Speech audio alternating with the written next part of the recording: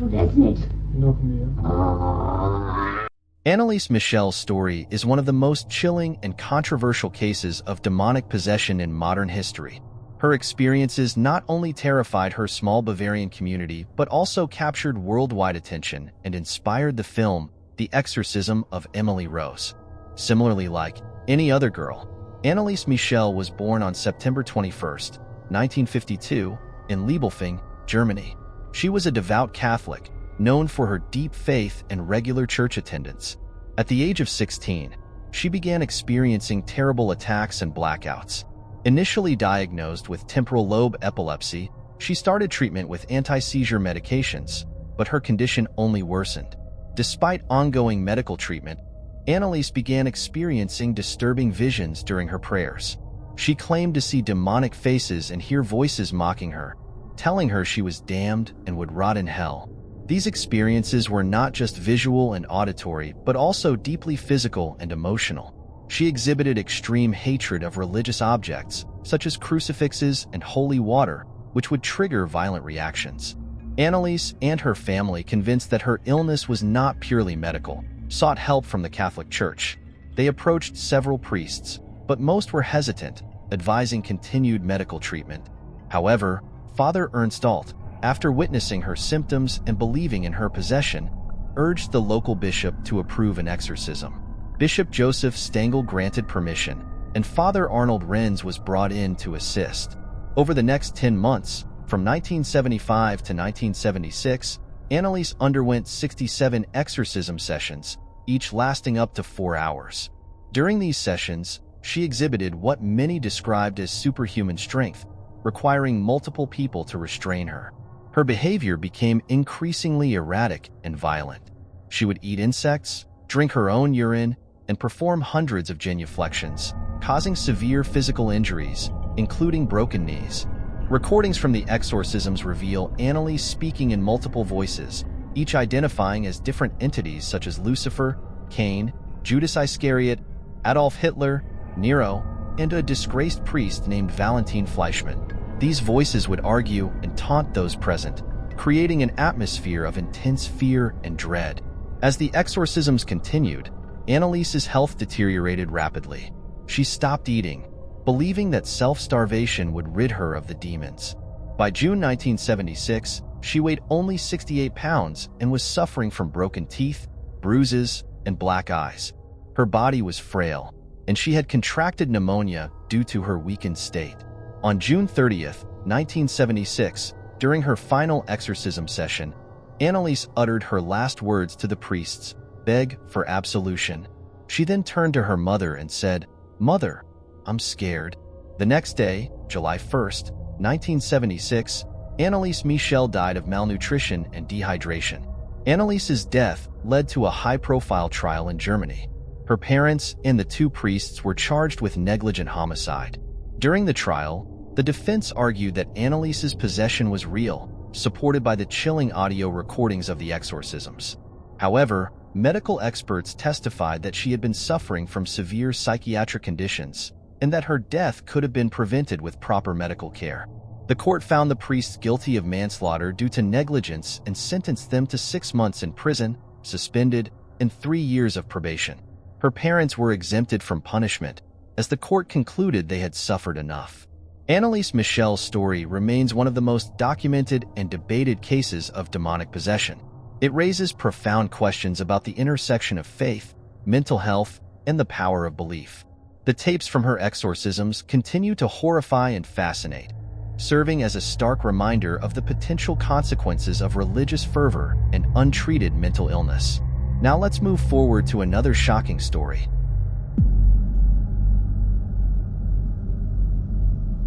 Maurice, you feel anything inside you?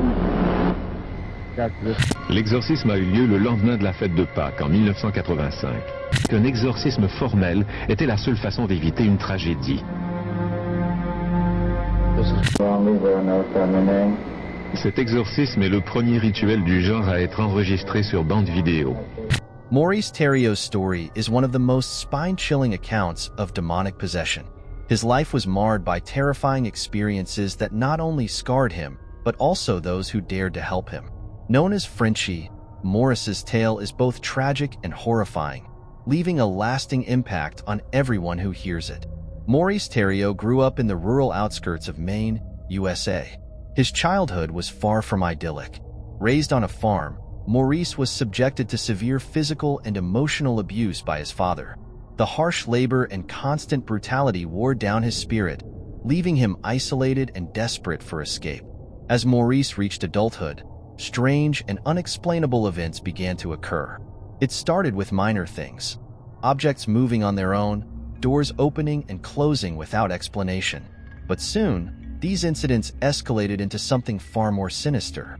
Maurice began to experience terrifying symptoms that left him and those around him in a state of constant fear. One of the most disturbing manifestations was his ability to cry tears of blood. Witnesses described seeing blood streaming down his face from his eyes, a sight that was both heartbreaking and horrifying. He also displayed incredible strength that defied human capabilities. On more than one occasion, Maurice was seen lifting heavy objects, including a tractor, with just one hand. This unnatural strength was not only frightening, but also dangerous to those around him. During episodes of possession, Maurice would speak in Latin, often backwards. This was particularly unsettling because Maurice had never studied Latin and had no reason to know the language, let alone speak it in such a bizarre manner. Maurice's plight caught the attention of Ed and Lorraine Warren, the famed paranormal investigators. They were brought in by a local priest who had been trying to help Maurice, but realized that the situation required more specialized intervention. The Warrens, known for their expertise in demonology, immediately recognized the severity of Maurice's case. Bishop Robert McKenna, a renowned exorcist, was called to perform the exorcism. This event was meticulously documented, and the footage reveals some of the most harrowing moments of Maurice's ordeal. During the exorcism, Maurice's body underwent horrific changes. His skin would blister and peel as if burned by an unseen force, and blood would ooze from his eyes and mouth. Multiple voices, each with its own distinct tone and language, would speak through him. These voices would taunt and threaten those present, creating an atmosphere of dread and fear. Maurice's violent outbursts during these sessions required several people to restrain him. He would thrash and struggle, attempting to break free and attack those trying to help him. The physical toll on Maurice was immense, and the emotional toll on everyone involved was equally significant. Despite the exorcism, Maurice continued to suffer from sporadic episodes of possession. His life remained a constant battle against the forces that seemed determined to destroy him. The stress and fear took a heavy toll on his mental health and relationships. In a tragic turn of events, Maurice's story ended in violence. During a particularly intense episode, he attempted to harm his wife and then took his own life. This tragic conclusion left those who knew him devastated and haunted by the memories of his suffering. Maurice Theriault's story is not just about the horror of possession, but also about the human spirit's struggle against unimaginable darkness. His life and experiences were chronicled in the book Satan's Harvest, co-authored by Michael Lasalandra and Mark Miranda. The detailed accounts provided by the Warrens and Bishop McKenna offer a compelling, if terrifying, glimpse into the reality of demonic possession. Maurice's story serves as a chilling reminder of the potential horrors that lie beyond our understanding. It challenges us to consider the thin veil that separates our world from the unknown and the courage required to confront the darkness when it crosses into our lives. His tale is one of tragedy, fear, and the relentless fight against forces that seek to tear us apart. By recounting Maurice Theriault's life, we not only remember his struggle but also acknowledge the bravery of those who stood by him, facing the unknown with unwavering resolve. Before moving forward, guys, I really want to tell you something. By hitting that subscribe button, you join a community that dares to explore the dark, the mysterious, and the terrifying. You'll never miss an update on the most intriguing and horrifying cases that challenge our perceptions of reality.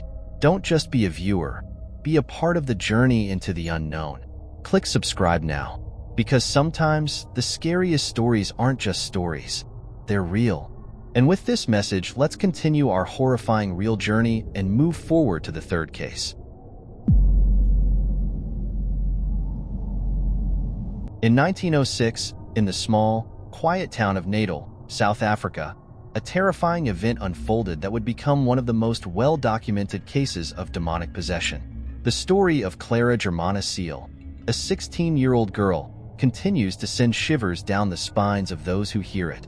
Clara Germana Cele was an orphan, raised by Catholic missionaries at St. Michael's Mission in Natal. She was known to be a bright and cheerful girl, deeply involved in her religious community.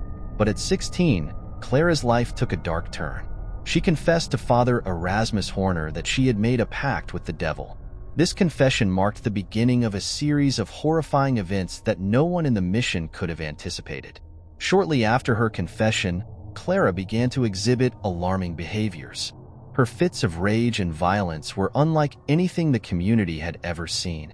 She developed a strong aversion to sacred objects, recoiling in fear and anger at the sight of a crucifix or the mention of holy water. Clara started speaking fluently in languages she had never learned, such as Polish, German, and French. Witnesses, including nuns and priests, were shocked as she uttered phrases in these foreign tongues. Despite her small frame, Clara could throw grown men across the room. Her strength was so immense that it often took several people to restrain her during her violent episodes. Clara's physical appearance would change dramatically during her fits. Her eyes would turn a fiery red, and her body would contort in unnatural ways, evoking sheer terror in those who saw her.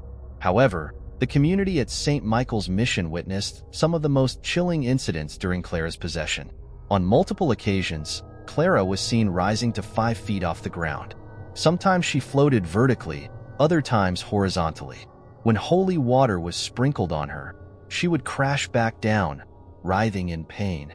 Clara would reveal personal sins of the priests, using vulgar and blasphemous language. Her knowledge of these sins, which she couldn't have known by any natural means, further convinced the community of her possession. As Clara's condition worsened, the Catholic Church decided to perform an exorcism. Father Erasmus Horner and another priest, Reverend Mansueti, were tasked with this daunting challenge. The exorcism lasted for 2 grueling days, filled with horrifying moments. Clara knocked the Holy Bible from Father Horner's hands and attempted to strangle him with his own stole. Her strength and aggression were terrifying. She spat out blasphemies and revealed the priest's hidden sins, her voice layered with multiple tones, as if different entities were speaking through her. Her body continued to twist in unnatural ways, and her eyes glowed with an otherworldly light. The turning point came when the priests brought the Blessed Sacrament close to Clara. As the consecrated host neared her, Clara let out a blood-curdling scream and collapsed. This moment marked the end of the exorcism. The priests declared that the demon had been expelled. In the aftermath, Clara's health gradually returned. She expressed deep remorse for her actions and the terror she had caused. The trauma of the experience stayed with her, and she chose to live a quiet, secluded life, dedicated to prayer and repentance. She passed away in 1912 at the age of 22, but her story continued to echo through the annals of paranormal history. The possession of Clara Germana Cele remains one of the most documented and chilling cases of demonic possession. It serves as a stark reminder of the thin veil between the known and the unknown, and the terrifying possibilities that lie beyond our comprehension.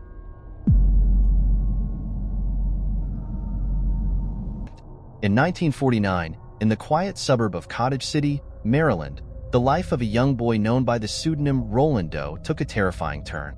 Roland, whose real name was later revealed to be Ronald Hunkler, was a typical 14-year-old until a series of chilling events changed his life forever. The catalyst for these events was the death of his beloved Aunt Harriet, a spiritualist who had introduced Roland to the Ouija board. Grieving and curious, Roland tried to contact his aunt's spirit, but instead, he seemed to have opened a door to something far more sinister. It started with small, unexplained occurrences. Scratching sounds echoed through the walls and floors of the Hunkler home, and objects would move on their own. At first, these incidents were more puzzling than frightening, but they quickly escalated. Furniture began to levitate and fly across the room. The atmosphere in the house grew heavy with fear as the activity became more violent and frequent. Roland himself soon began exhibiting disturbing symptoms. He displayed an unnatural strength, far beyond what could be expected of a boy his age. often throwing furniture and even people across the room. His voice would change, becoming guttural and menacing. He spoke in languages he had never learned, including Latin, and he developed an extreme aversion to anything sacred, reacting violently to crucifixes, holy water, and prayers. Desperate for help, Roland's family turned to the Catholic Church. Father Albert Hughes was the first priest to attempt an exorcism. During the ritual, Roland managed to break free from his restraints and slashed the priest with a broken bed spring, forcing Father Hughes to abandon the exorcism. In the days that followed, strange red scratches appeared on Roland's body, one of which spelled out the word Louis. Interpreting this as a sign, Roland's family decided to move to St. Louis, seeking help from their relatives there. In St. Louis, the family connected with Father William S. Bowdern and Father Walter Halloran, who agreed to perform the exorcism with the help of several assistants. The exorcisms were conducted in secrecy over several weeks, both at the residence on Roanoke Drive and later at the Election Brothers Hospital. Each session was a harrowing ordeal. Roland's body would contort in unnatural ways, and he would levitate off the bed. He screamed and cursed at the priests, his voice changing dramatically, sometimes becoming deep and menacing. Objects continued to move on their own during the exorcisms, and at one point, a pitchfork-shaped pattern of red lines appeared on Roland's thigh and snaked down towards his ankle. The intensity of the phenomena left everyone involved deeply shaken, but the priests did not give up. The climax of Roland's exorcism came on April 18, 1949. That day, Roland awoke with seizures and shouted that Satan would never leave him. The priests, in a final desperate effort, covered him with holy relics, crucifixes, medals, and rosaries. They invoked the power of Saint Michael the Archangel, commanding the demon to leave Roland's body. After 7 grueling minutes, Roland suddenly relaxed and said, "He's gone." The ordeal was over. Roland returned to a normal life, growing up to lead a quiet existence, his terrifying experiences left behind him. The case, however, did not fade into obscurity. It became the inspiration for William Peter Blatty's novel, The Exorcist, which was later adapted into a hugely successful film, cementing Roland Doe's story as one of the most chilling accounts of demonic possession ever recorded. This tale of terror, faith, and the battle between good and evil continues to captivate and horrify, reminding us of the thin veil that separates our world from the unknown. Watching yet? Please let me know which horrifying incident is the scariest, and let's move forward to another.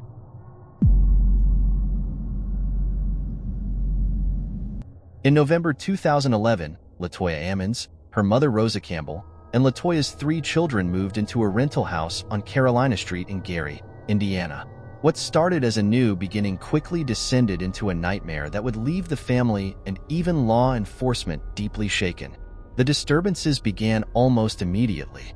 A swarm of large black flies took over their screened-in porch in December, despite the winter chill. They killed the flies, but the swarm inexplicably returned. This eerie event set the stage for more terrifying occurrences. Unexplained noises echoed through the house, and footsteps could be heard on the basement stairs. One night, Rosa woke up to see a dark figure pacing in the living room. Startled and frightened, she got up to investigate, only to find large, wet footprints on the floor. But the true horror began on March 10, 2012. As the family gathered to mourn the loss of a loved one, Latoya's 12-year-old daughter began to levitate above her bed. The family prayed desperately until the girl descended, but she had no memory of the event. The children's behavior grew increasingly disturbing. They would speak in deep, unnatural voices, and their eyes would bulge in a way that frightened everyone around them. Latoya's youngest son spoke to an invisible boy, and objects would move or be thrown by unseen forces. The children began missing school due to the intensity of these experiences, which led to intervention by doctors and the Department of Child Services, DCS.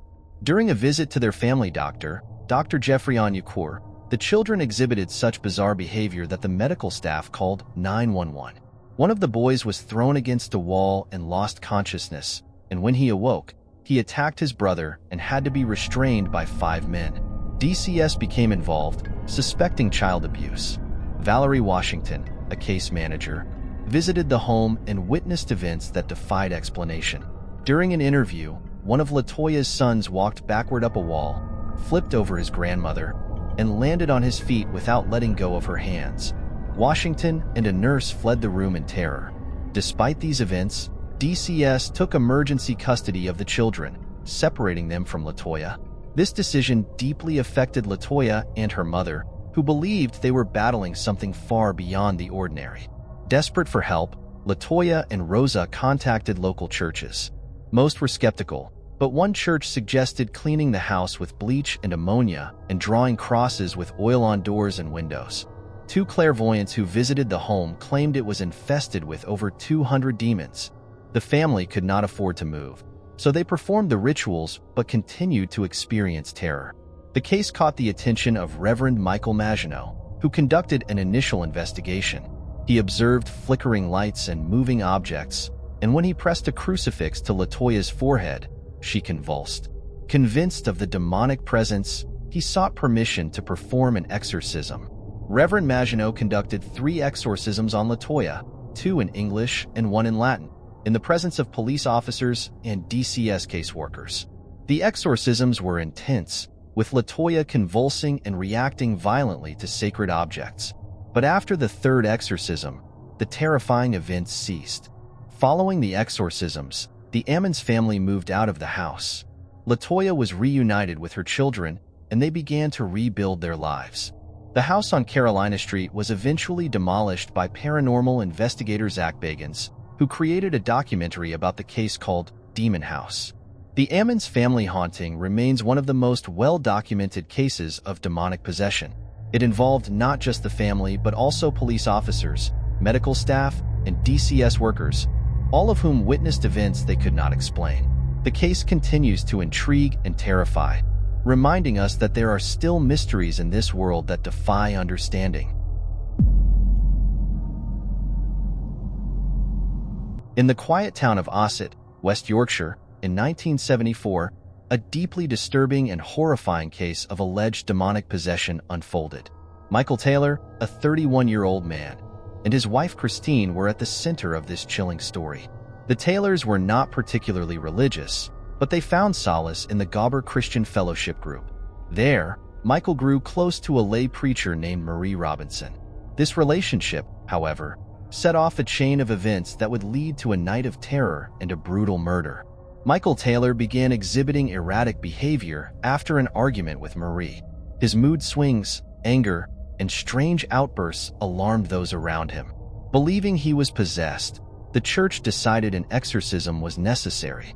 On the night of October 5, 1974, Michael and Christine were summoned to St. Thomas's Church. A team of religious leaders, including Father Peter Vincent and Reverend Raymond Smith, was assembled to perform the exorcism. The exorcism was intense and chaotic. Michael was restrained as he convulsed, spat, foamed at the mouth, and growled like an animal. The priests performed the ritual, invoking prayers and commands to expel the demons. They screamed at Michael, burned his wooden cross, and doused him in holy water. The process lasted throughout the night, with the exorcists claiming to have expelled 40 demons, leaving 3 behind, demons associated with murder, violence, and insanity. Exhausted, the group decided to continue the exorcism another day, allowing Michael to return home. Early the next morning, Michael Taylor was found wandering the streets, naked and covered in blood. Inside the Taylor home, a grisly scene awaited. Christine Taylor had been brutally murdered. Michael had torn out her eyes and tongue and ripped off most of her face with his bare hands. The family dog was also found dead, dismembered and strangled. When the police arrived, Michael claimed he was compelled by an evil force to destroy everything living in the house. Michael Taylor was tried for the murder of his wife. The court found him not guilty by reason of insanity, determining that the psychological torment from the exorcism had driven him to madness. Michael spent 4 years in a high-security psychiatric hospital before being released. The case sparked a public outcry and led to a re-evaluation of exorcism practices within the Anglican Church, which subsequently ceased performing exorcisms. Michael's story raises disturbing questions about the intersection of mental health and religious belief. Was he truly possessed, Or was he a deeply troubled man whose condition was exacerbated by the exorcism? The horror of Michael Taylor's actions and the tragic death of his wife continue to haunt those who delve into this chilling case. And after this, let's move forward to the final horrifying incident of the video. In the mid-16th century, a young French woman named Nicole Aubry found herself at the center of one of the most extraordinary and terrifying cases of demonic possession ever recorded. Known as the Miracle of Laon, this event not only shook the local community but also played a significant role in the religious and political tensions of the time. Nicole Aubry was a 16-year-old girl living in Vervins, France, when she began to suffer from mysterious ailments in November 1565. She experienced violent convulsions, spoke in a gruff, unnatural voice, and refused to eat. Her family, deeply concerned, believed she was possessed by the spirit of her deceased grandfather. The local priests, however, identified the presence of a far more sinister force, Beelzebub, the prince of demons. The priests in Vervins attempted to exorcise the demon but quickly realized they were dealing with a powerful entity. The exorcisms were intense and horrifying, with Nicole displaying incredible strength, often requiring multiple men to hold her down. Despite their efforts, the demon refused to leave, taunting the priests and claiming it could only be expelled by the Bishop of Laon. Nicole was transferred to Laon, where her possession became a public spectacle.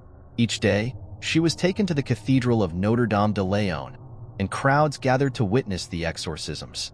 The demon inside her took this opportunity to deliver sermons, accusing the Huguenots, French Protestants, of blasphemy and sacrilege, further inflaming the religious tensions of the period. The exorcisms in Laon were led by Bishop Jean de Bourse.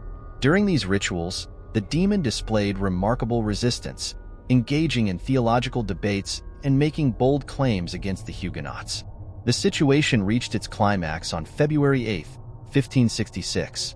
The bishop, holding the Blessed Sacrament, commanded the demon to leave Nicole's body. The demon screamed, "No, no, I will not go. My hour is not yet come." The bishop persisted, pressing the sacrament close to Nicole's face. The demon shrieked in agony, and Nicole fell into violent convulsions. Black smoke poured from her mouth, and a thick fog encircled the bell towers of the church. Witnesses reported hearing unearthly sounds and feeling an oppressive presence lift as the demon was finally expelled. The exorcism of Nicole Aubry, known as the Miracle of Laon, had a profound impact on the community and the broader religious landscape. It was hailed as a divine intervention by Catholics, reinforcing their beliefs and the power of their faith. For Protestants, however, it was seen as a hoax, a tool of Catholic propaganda during the French Wars of Religion. The event led to multiple eyewitness accounts and publications, spreading the story throughout Europe. Nicole's case remains one of the most well-documented exorcisms in history, showcasing the intense fear and fascination with demonic possession during that era. And finally, thank you for joining us on this terrifying journey through some of the most chilling cases of demonic possession. These stories remind us of the thin line between our world and the unknown. If you found these tales as gripping and horrifying as we did, there's much more to come. We're planning something really big, with even more stories that will keep you on the edge of your seat. Don't miss out. Subscribe to our channel now and join our community as we explore the darkest corners of reality together. Stay tuned for more spine-chilling content